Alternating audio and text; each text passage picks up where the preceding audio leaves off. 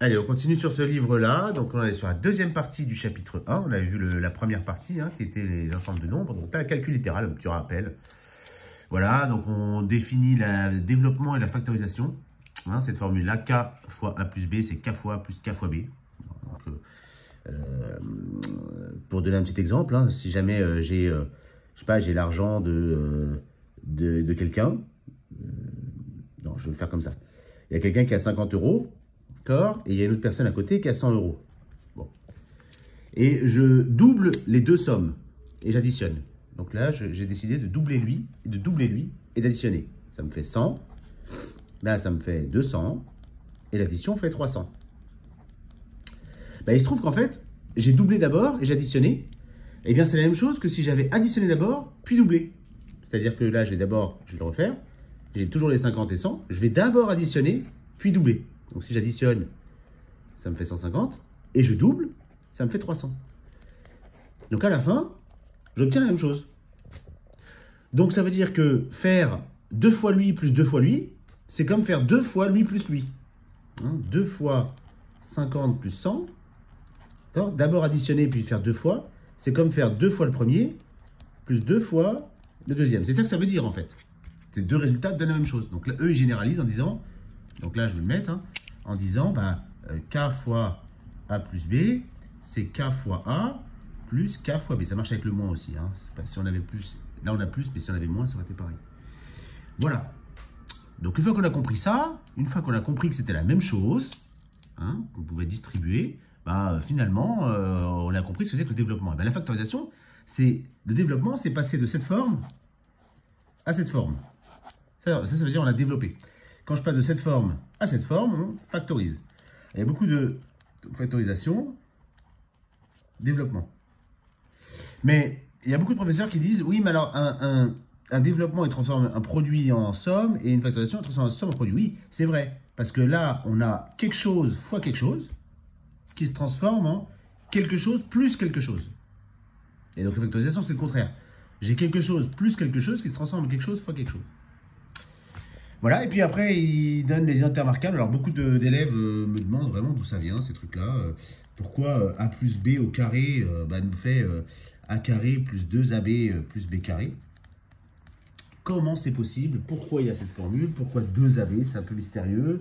Pourquoi je ne développe pas juste... qu'est-ce que vient faire ce 2AB au milieu? D'abord, on peut s'apercevoir que si je prends un exemple numérique et que j'oublie le 2AB, ça ne marche pas. D'accord? Si je fais le carré de 2 plus 3, c'est le carré de 5. Alors 2 plus 3 fait 5. Et le carré de 5, c'est 25. Puisque 5 fois 5 fait 25.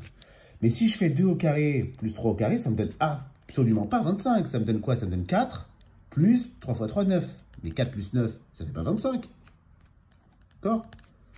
Ça me fait 13. Ça fait beaucoup moins que 25. Il en manque combien pour arriver à 25? Il en manque 12.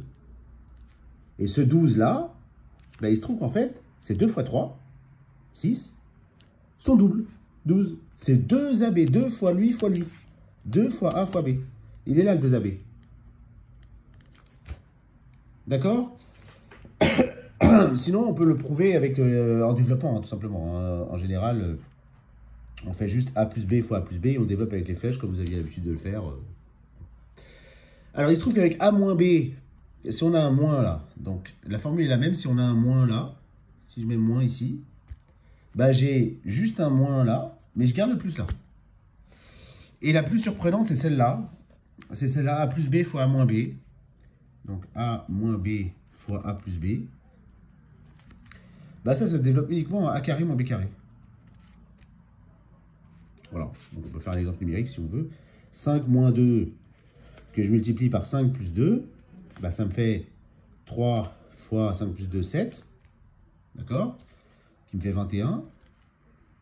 D'accord? Maintenant, si je fais A carré moins B carré, j'ai quoi? J'ai 5 au carré moins... Ça, si je roule de A, c'est 5. Si je roule de B, c'est 2. Donc, moins 2 au carré, qui fait 25 moins 4. Et ça, ça vaut également 21. D'accord? C'est la même chose, en fait. Ça et ça, c'est la même chose. Voilà. Bon, on va passer aux exercices. Sur le calcul littéral, c'est beaucoup d'exercices. Le cours est pas...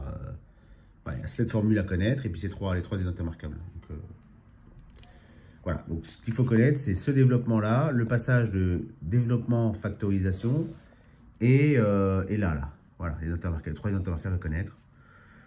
Voilà, bon, il donne des petits exemples avec des X. Moi, j'ai carrément donné des exemples avec des nombres, mais la plupart du temps, on utilise avec les X, hein, évidemment.